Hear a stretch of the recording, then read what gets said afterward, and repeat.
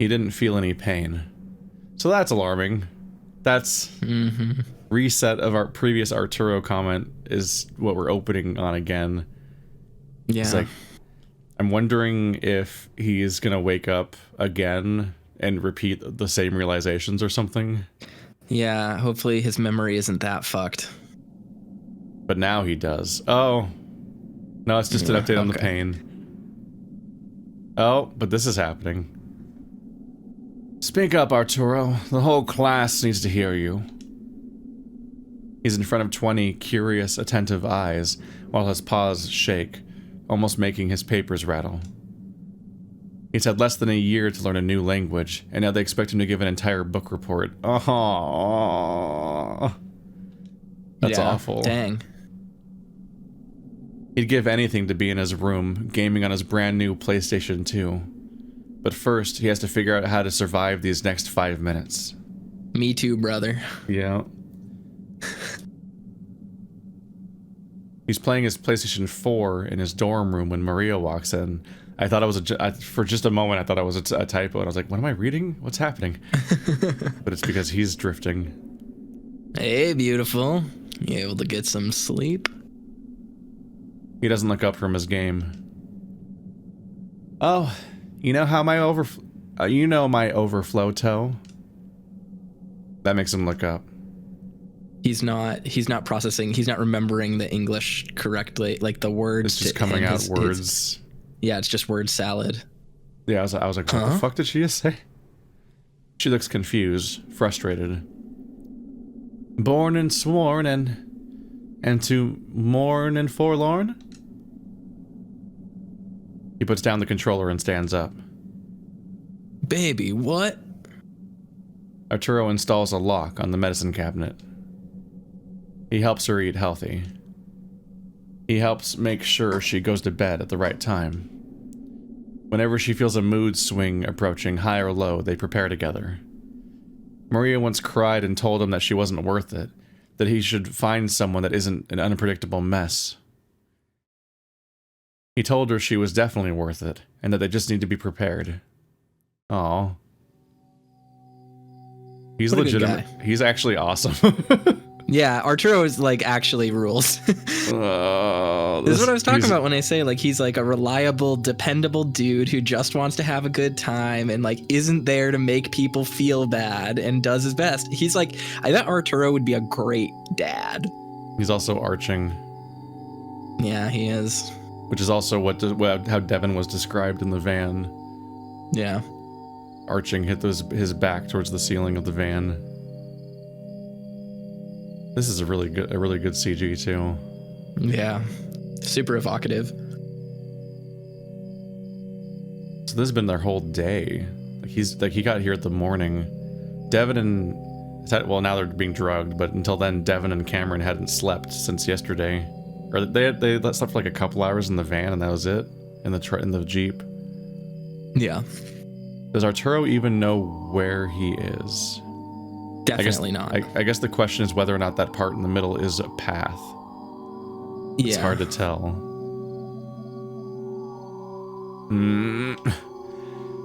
Arturo opens his eyes and then cringes at the ache in his head. Not an ache, but an explosion ripping through his skull, his brains, and down his spine. It hurts so much that he lets out a sound that's a half moan, half scream. This time, it seems to take even longer for him to understand where and when he is. He had been moving as fast as he could without actually running or jogging, since he isn't even capable of doing that. He guessed he'd probably made it 2 miles away from Echo, so 5 more to go. He had just been thinking about how he was walking almost exactly like his grandfather did after his stroke, and Arturo had thought, well, now we'd actually have something to bond over before it happened. I thought about that. How he has stroke symptoms, so he like a whole section of his brain must be bruised or damaged. A dizzy spell, unlike all the others, made him stumble, like he was looking over the edge of a cliff. Then anxiety like he'd never known before overcame him, making his heart beat so fast Arturo was convinced it was going to explode. He got on his knees, started praying for help, and then... Now he's here, on the ground, his nose and forehead stinging from where it slammed into the asphalt, and the rest of his body just aches. He had a seizure, and even though he's never had one before, he knows that's what's happened.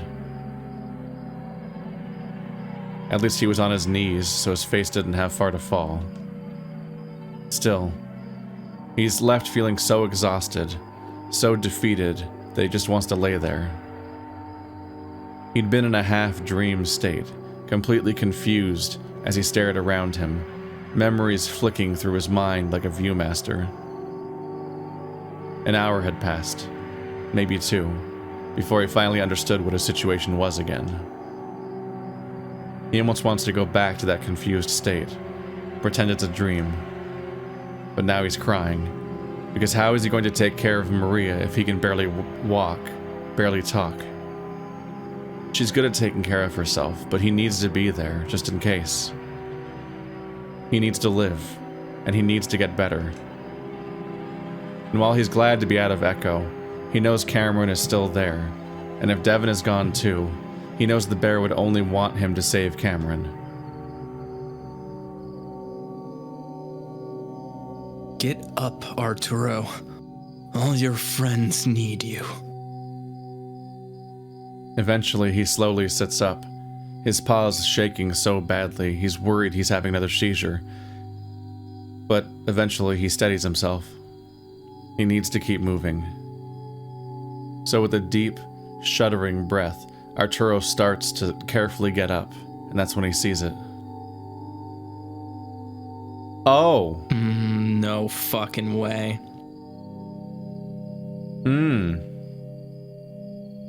It's the Trevor Henderson monster. Oh.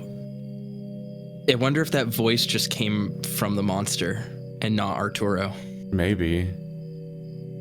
That's not good.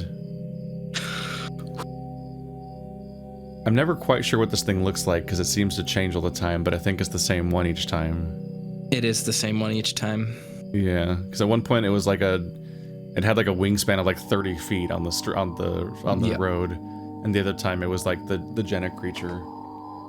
You will learn more about it. It stares, and Arturo just stares back silently. In that moment, he's sure that he actually did die, that what he assumed was a seizure was really just the end. And now this thing, this embodiment of death, is here to take him. Instead of moving toward him, though, or really acknowledging him in any way, it doesn't move at all. Arturo notices something out of the corner of his eye, and though it's distant, he sees lights. Headlights. Multiple headlights moving in both directions on the landscape. Oh, he's near the road. The highway. Did it move him? It might have. Because he didn't think he made it anywhere near this far, so I think this thing dragged him here. If this thing brought him here, it would explain why he, his head hurts again. But also, it makes a lot of sense. It makes a lot of sense. I am talking to the audience right now and not to Keith. Knowing more. This thing's motivations has been different every time I've seen it, seemingly. Yes. You will. The reason why I put Flynn's route last in your reading order of Echo is because obviously we're just like that thing and its motivations and like the lingering mystery around the whole game is centered around that thing, and that it's saving those reveals for last on like what that thing is and how it works and its motivations and stuff. It works very well as an ending to Echo. Plot twist, so the ultimate route order is actually TJ, then Arches, then Flynn. So like, what the fuck? This is hitting me a lot harder than it's hitting you, and maybe me just saying this will temper the audience away from commenting like, oh, you didn't know, like it's not hitting you right, like bruh, it's hitting me hard. That's insane. This is gonna flavor your perspective of your upcoming stuff pretty well. That's interesting. You officially have like the most interesting Echo route ever now. Arturo looks back, but it's gone. With nothing else to do, he starts to get up. He's sure that he didn't see those lights before he collapsed, but a lot of memory is missing. Several patches between when he was shot and now are unaccounted for. And what he saw was probably just a product of his failing brain. No, I think it definitely brought him here. Mm-hmm. So wordlessly, he walks in his wide stance, with his arms swinging awkwardly, knowing that nothing will be the same again. I've heard incredibly vague things about this creature that are not helpful. Like, yeah. I know what it's called, which is not much, but no. But I think I saw a Howley quote that said that it took a lot of convincing from McSkinny to do what they did with that character. Yep. Like it was like a McSkinny idea to do really specific, go in specific directions with that creature. But I still don't know anything about what that means. Yeah. I just have like weird behind the scenes insight about who's making calls about some of the stuff. Yeah. I'm not gonna comment, dude, but it's the very specific. So the reason why I said what if that was that creature talking, like, Arturo, your friends need you right now, is extraordinarily telling. Because if you read it as dialogue from that creature, it makes complete and total sense. So, yeah. We're gonna have to do a spoiler cast after all of Echo and Arches is done. Yes, we should absolutely get me and Stephanie and you together, and we should all talk for about 7 Echo. hours. Yeah, do a 7 hour. It won't even need to be. You don't even need a video essay at that point. We can just spoiler cast it. But no, that. Oh man. That is. I'm not gonna spoil anything, but I am gonna say that one moment, that one possible revelation, if that is the only time we see that creature. I mean, you said you know its name. What is the name you think you know it as? Socket Man? Yeah, the Socket Man. If the usage of the Socket Man here has incredibly profoundly, I think, improved something in Echo. Like, this one scene here adds such good clarity to something, and is such good payoff for Echo that I think, as I said, you have the most interesting Echo reading order now, because that, I think, what I have saved for you now is going to hit super fucking hard, and it's going to be so good. I cannot wait to view it. A whole chunk of the audience is following along, so yeah, we'll see you, how audience. it hits everyone when they I'm experience with you. disorder. After telling Brian everything he can remember, the bear seems satisfied. Did you try and talk to him? No, I didn't have time. Brian waves away the coyote's excuse. Just do it next time. I won't interrupt you. Cameron wants to tell the bear that he's not even sure he can talk to them, because after all this time, he's starting to think that he shouldn't even be able to. He can see what's happened in the past, maybe even see what might happen in the future, but that's it. He only sees a record, but if they acknowledge him, communicate with him, that's something he doesn't want anything to do with. Devin had said that he doesn't believe in demons, but that's what Cameron thinks they are. All these unexplainable forces that haunt and torment the living. It's all demons. Brian disappears again, and because he doesn't grab the coyote, Cameron assumes he isn't meant to follow him. A minute or two later, Cameron hears a loud snorting sound and he flinches. Then it happens again, and Cameron looks over to see Brian leaning over the counter, head low. Combined with the sound and posture, the coyote knows that the bear is definitely snorting something. He'd been in a similar position many times in his past. Either way, he's not about to ask the bear what he's snorting. If Brian snorts crystal, that's like truly fucking gross. You really don't want Brian altering his own mood right now. No. Unless he's taking melatonin. Like yeah, exactly. He's snorting a bunch of vitamin B. These Flintstones vitamins are so damn good, they hit just right. You can only hope that it's something that knocks Brian out, or at least slows him down. After sniffing and dabbing at his nostrils, the bear returns to Cameron's side. Well, let's go outside to a spot I think you'll get better reception or whatever. They can take him to the mine. Devin will not find him in the mine. No. Before Cameron can fully comprehend what Brian just said, he finds himself being forced over the huge bear's shoulder before being lifted in a fireman's carry. Cameron closes his eyes, clutching into the fur of Brian's back as the bear lumbers heavily around, listening to the sounds of a screen door swinging open, then shut. He can sense that they're outside, the air warm from the lingering heat of the day. Then, he finds his feet coming into contact with the ground.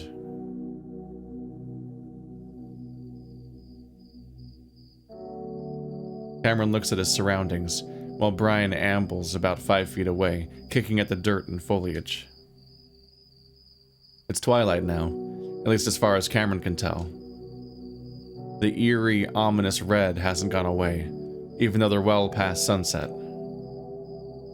The first time he tried shrooms, colors did change, but in the sense that they became more vibrant and saturated. I literally said this when we were talking about shrooms. Yeah. No, you're predicting every description he makes preemptively because they're just accurate, apparently. They're accurate. They're very accurate, yeah. Traffic lights, man, on shrooms, they look beautiful. That makes it sit there staring at them for forever. That makes it a direct contrast whenever something that's clearly incorrect happens. Yes. Because that means that you know it's intentional. Yep. The forest looks just like it did when he had the vision about the static entity. He was with Dev then. How is this even happening? Who's having these thoughts? Devin? What?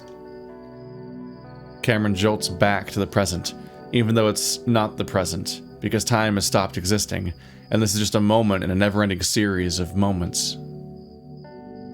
Is time always happening at once? Yes. That's interesting. This isn't like an Echo spoiler. This isn't something that really gets brought up in any of the stuff that you haven't seen yet. It's just, I've always had the lingering idea that one of the reasons why Echo is the way it is, and one of the reasons why Arch is it like doesn't take place after a canon ending, and how the smoke room, for example, like might have an ending that like isn't the one that leads into Echo, is because all of the routes are different versions of the same thing happening, like layered on top of each other with billions and billions of different variants and slight differences that affect how things play out. And no, you mentioned there was like a sequence in Echo where like you just like suddenly find out like, oh wait, Duke was here and he's dead. Oh, okay. I've always like interpreted that moment as like, this is not the correct word for them, but like the timelines blend together. These people who are seeing things sometimes see shadows or the like they see transparently through all of these different layers of events that could possibly happen. So it's interesting that this game very directly adds to that idea by having that line there. Like, is all time always happening all at once? The question, the game has a framework with which that could very much be argued as true. Yeah, because the bonus ending The bonus ending and also just elements of Carl's route in general are very strange because of the way that, like, yes. nobody ever confronts Duke, and Duke never confronts the group. But Chase sees Duke staring them down, he points at him, and then he's coming, and then he just never is mentioned again. And then if you get the bad, extra bad early ending where Chase dies, well before the actual ending branches would happen, Duke's just dead on the ground with apparently a piece of plastic sticking out of his open skull or something like that, which is like not. It's hard to even interpret what we're reading there and what that means, because it's hard to even visualize like what the vague piece of plastic that Chase doesn't identify could mean. But all of that lines up with Duke showing up and confronting Leo outside of that house on Jenna's route. Yes, exactly. That's what I was going to say, is because there's also a moment, I think, where I can't remember the exact thing, exactly when it happens, but there is a description of like Duke being dead on the ground in the road near the car. I can't remember exactly which route it is, if it's Jenna's route or Leo's route or TJ's route. I just can't remember. But it doesn't actually match up with the events that could have occurred in that particular route. And it makes one wonder what exactly could have led to that and how they're seeing that. And it's one of those sequences that is with the socket man chasing them down on the road. And it's like, are things convalescing in a way that is letting people like Chase or letting people like Cameron see things that didn't happen or haven't happened yet or could happen?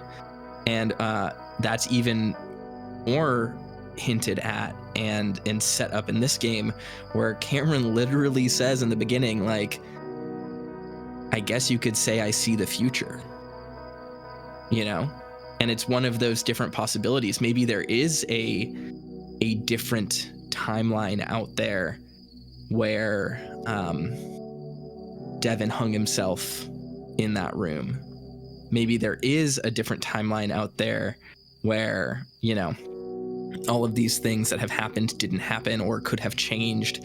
And Cameron is just so close to whatever this thinness is in between planes. And now maybe even Arturo is, because maybe he's so close to death that he's getting close there too, that allows them to see these different things that kind of exist outside of our understanding of time.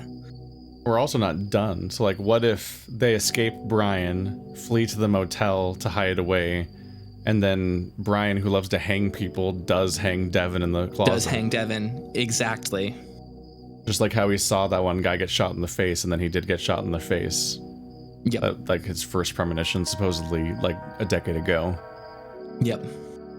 I don't know. It's wild. It makes me wonder back, like, if it was intentional. Like if they were doing a trick or if they were just being economical, when the Brian encounter in Jenna's route is literally copy pasted from the Brian encounter in Leo's route. Mm-hmm. Like there's an entire chunk of it that is literally the same text, to the point where it kind of feels contradictory for a little while until it deviates into the different thing he also does. Because obviously Jenna's route is, that scene gets more involved. There's more going on eventually, but for a whole chunk of it, it's just the same passage again, like distractingly so. And they'd never done that between all the routes really before, so that was weird. Yeah, no, I had the same thought. Oh man, this is so interesting. Brian is still looking at him with a piercing gaze, and his fur is once again writhing about on his body, as if it's come back to life. Sorry, I'm having a hard time concentrating. He'd lost himself for a moment, and just blurted the first name that came to his mind, to center himself, and confirm that he still exists. The trip is reaching the same levels he experienced in high school, that had sent him running through an unfamiliar public park, his friends having to chase him and pin him down. Ha! I'll fucking bet. I didn't even measure what I gave you, because I thought you'd only take one swallow. It was a fuck ton, though. Cameron's gonna go back to the motel and watch 2 seasons of The Mandalorian in one sitting and then have an ego death trip. I was gonna say, like, you were just like, lol, mushrooms are funny and nothing happens. And I was thinking, like, didn't you say they rewired your brain with Star Wars? They did, yeah. Well, I mean, but that was also because I took a ridiculous dosage of mushrooms one time. This is all a story. Great, I have to tell the audience this. You brought it up. Yeah, I took a lot of mushrooms once. This makes it sound like I do drugs a lot. I don't really, but no, it's just I took a lot of. All of your drug stories are relevant today. They are, yeah. I took a lot of mushrooms once, and as I mentioned, my favorite activity when doing psychedelics is like watching a movie and having a good time. I've never had a bad trip, and I've never really hallucinated or had like a crazy experience, right? Like colors get pretty, and you think about stuff differently, and it's kind of fun.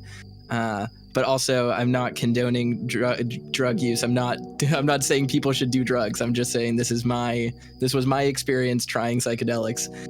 And I took a lot of them, like way more than you're supposed to. Like a regular dose is like 4 grams that's not a regular dose. That's a very large dose that like someone who is like really tripping should do. And so I did that. And then I say would do is more what I'm saying. And then I started watching The Mandalorian because I had nothing better to do and I hadn't seen it yet. I was really excited about it. And over the course of the show, I was getting more into it and eating more absentmindedly as one does. And eventually, over the course of this time, I had binge-watched both seasons of The Mandalorian in one sitting, and over that, like, roughly 12-hour, 13-hour binge, I'd taken 4 times, roughly, as much as I started off with. And then after the season finale of season 2, which I will not spoil because Keith has not seen it, the credits hard cut to black and just sunk the room in darkness, and I just went full on, like had like a Star Wars Mandalorian fueled ego death trip, and then I woke up in my bed like almost instantly from my perspective and was like, oh, that was like a really nice night. Like I feel so refreshed. Why do I like Star Wars so much? And yeah, that was the beginning of the end for me. I'm now fully in the trenches of Star Wars because you have consumed 100% of all current universe Star Wars media ever. I have. Well, not exact. I'm at like 70% right now because I haven't been keeping up. But yeah, you reached it at one point. At one point, I read a franchise completionist at least briefly, but they have an incentive to never stop making it. Yeah, during the pandemic, my depression pandemic hobby was consuming every single canon piece of Star Wars media. So I read every single published book, technically audio booked most of them, watched every single show and movie, and read all the comics and played all the canon games. Star Wars. Anyway, the moral of the story is, if you're gonna take psychedelics, which I'm not suggesting you do because this is a family-friendly show on YouTube. As Brian just is on screen. Of all of the bad things you could do, like get lost outside or have a bad trip because you're kidnapped by an evil bear murderer man who's trying to make you see ghosts in Silent Hill, maybe put The Mandalorian on and have a really good time instead. And that's a better usage of your psychedelics than like, seeing ghosts or whatever. I'm so alarmed by that he just got tricked into just an impossible amount of this. He's not coming back. No. Oh. There's nothing he can add to that. It's scary, but it's the way Brian is acting that's really scaring him. Whatever he took is very obviously kicking in, and it's definitely not calming him down. No, I don't like that. Didn't like that teleport. Something wrong? Brian's tone is taunting and cruel, and to Cameron's horror, Brian comes closer, right next to the coyote. To Cameron and Keith and Toaster's horror. Yeah. Nope, don't like that. No. No, I'm feeling off because of the shrooms. Aw, shit. You're on like 3 milligrams of Xannies too. I totally forgot. Fuck, you better not fall asleep or I'll go all delirious on me, understand? Because if you do, I'll probably kill you. Oh my fucking, this is a nightmare. Oh yeah, he's like all... He is definitely on. He's amped up now. He's on. He snorted meth. And he's not making coherent choices. And he's not good. Cameron stays still. He's reaching the stage where he feels solidly stuck in a deep dream, one that he'll be in for several more hours. Who is dreaming? Hey, what's the matter? Am I making you feel uncomfortable? Is there something wrong with me? Yeah, getting antsy like this is an amphetamine thing. Cameron shakes his head and Cameron shakes his head with tiny jerks, barely moving it. I asked you a fucking question. I'm noticing you're on something, that's all. Well, no shit, kid. You think I was blowing my nose in there or something? Well, I was thinking maybe we're going to see things together, and you'd take a downer, but it looks like you're on an upper. Look at that. I'm so smart. I got a good brain. Why would I want to see that shit when I got you? I don't like the ones out here. That's why I took it. Want to guess what I'm on? Go ahead, Toaster. What is he on? Crystal meth. Crystal meth is what I think, probably. Unless he has coke, maybe he's upgraded. Maybe he's on coke. He's doing classier drugs than crystal meth. Who's to say? Maybe he's just drugs. Really wealthy. That was a joke. Coke is also not very classy. Cameron doesn't, but now he knows cowering isn't going to help him. He plays along. Maybe cocaine? Adderall? You fucking kidding me, kid? Adderall? Do I look like a college brat trying to pull an all-nighter? Shit's like a cup of coffee to me. Cameron doesn't say anything, but Brian keeps quiet, like he's waiting for the next guess. Meth? Too expensive, but close enough. It's mephedrone. Oh, that's gross. That's the kind of drugs he's on. I genuinely don't even know what that is. I don't think I've heard of that before. That's not. Mephedrone sounds like a sci-fi drug. He's like using that's what the Lawnmower Man was on. Yeah, it's like a stimulant, or not a stimulant, a synthetic drug. It's like not meth in the kind of like sketchy way that like you see. I don't think it's legal. It's not name brand. Yeah, it's like not name brand in the way that is like, I have no idea if it's actually legal or not. It's Walgreens meth.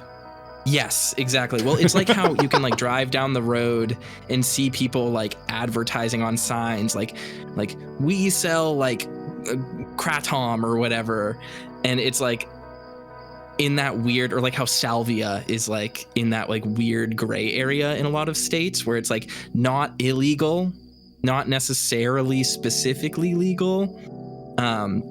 I don't 100% know what the case is now for mephedrone, but like it's that class of drugs, which is like super sketchy because there's not a lot of research or people don't have a lot of experience with it as well, which is like really dangerous. People can really, really easily fuck themselves up with stuff like that. Boy, that's Brian's sketchy. An enterprising sort.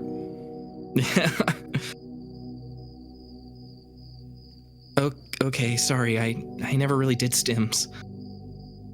Not after what happened to his mother. Bath salts. Oh.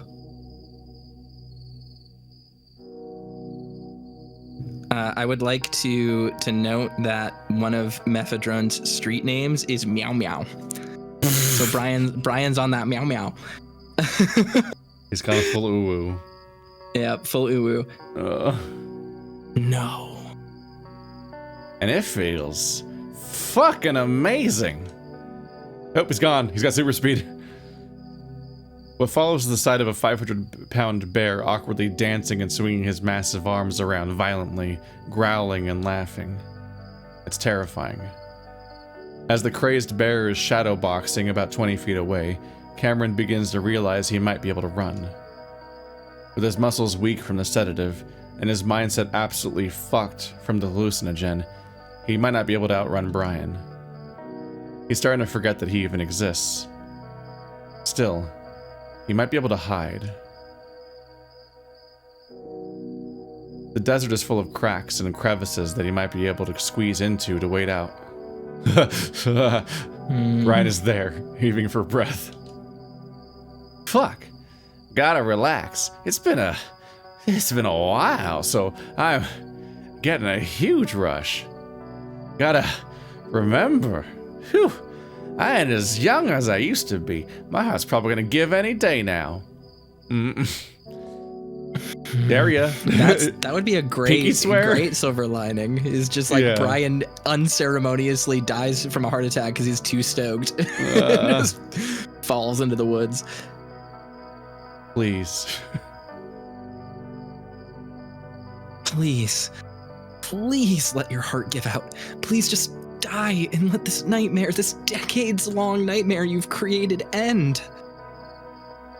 Way too much. Anyway, it's making me forget what we're even doing. Remind me again, little buddy. You were just letting me go? Brian smiles at the young coyote, and Cameron takes that as his cue to smile back. If Cameron is remembering correctly, stimulants make people more empathetic, and he hopes he can tap into that. I'm going to help you calm down some spirits. Cameron wants to say, and then you'll let me go, but Brian doesn't keep promises, and bringing it up might only trigger him to do more terrible things. That, and now that they're outside, Cameron is sure he can feel Devon's presence, alive, but hurt, and the coyote is desperately trying to figure out what to do next. But Brian seems to know exactly what's on Cameron's mind. What about your bear? Maybe I was just getting the wrong vibes, but I thought he's your boyfriend. Lie and say he's your therapist. He's my sponsor. Of course, that's why I'm doing this. Oh, fuck. I forgot to tell you, he overheated in the van. Got distracted with you and left him in there for too long. That's quite a face we haven't seen before, too. I don't think. Yeah. He's just losing his goddamn mind. A few seconds pass, during which Cameron's mind is telling him 10 different ways to react. Cameron knows for a fact that Devon's alive. But should he act terrified to satisfy the bear? Brian interrupts with a giggle. Nah, he's fine. Just wanted to make sure the feelings between you two are mutual. Your face said it all. Brian laughs again. It even lets out a high-pitched whoop that echoes around the quiet forest. Not knowing what else to do, Cameron does his best to go along with Brian's game and forces a laugh. Holy shit, you really got me there. I thought my heart was about to give out. Damn, you're cute. Cutest little Yoda I've ever seen. Arturo being like, or Cameron being like, I don't want no deliverance stuff to happen to me out here, and then meets the creepy deliverance bears. Like, really fucked up. Don't hit on him. Don't do this. Oh, thanks, but you know drugs. They make everything seem better. I mean, I think I'm more on the ugly side of things, if I'm being honest. I mean, I haven't showered in a while either. Cameron pretends to self-consciously smooth over his head fur. Nah, you were cute before I amped up. Also, I've got I've had guys shit themselves, either because they were scared or because they thought it would stop me from doing what I did. It didn't, but because this shit I'm on makes me horny as fuck. But not only do you look cute, it is cute, thinking that it might help you. Of course. Cameron saw the torture Brian inflicted, and the bear had to be drugged up whenever he was doing it. Cameron can especially remember Daniel's experience and his thoughts. 10, 15, sometimes even 20 hours of non-stop physical and mental torture, and it would go on and on and on, and wouldn't stop until the bear's exhausted body would pass out. Then he would sleep for an entire day, sometimes longer, before the process would begin again. Luckily for you, we got more important things to do. Come stand here next to me. Okay, I'm gonna help you. Cameron tries to make it sound like he's on the bear's side. Who's thinking these thoughts? But as Cameron moves to stand beside Brian, it finally seems to sink in that Brian is going to kill them. Not because it's obvious, but because he's starting to pick up on the bear's thoughts. He's reading his mind. He thinks he murdered Artie, but he didn't. For whatever reason, either because he's outside or because he's spaced out even more, he's certain of that. He'd never been close friends with the cat, but Cameron had gotten to know him, and that feeling, that amalgamation of a person that is Artie, it's still out there. Cameron mentally reaches out to the cat, but it's so far, so distant, and something is wrong with Artie. His amalgamation is missing some parts. Devon is still full and nearby, and it shines like a beacon in the darkness of the barren desert. It shines, huh? That's cool. Cool wording. It's very Stephen King. I was gonna say. So while Brian is telling him to contact people he murdered and buried underground, Cameron instead reaches out for Devon. I wonder if we're gonna see the socket man interacting with them like it's the one receiving Cameron's messages. Could be interesting. Like he's making connections on an old phone board. Yeah.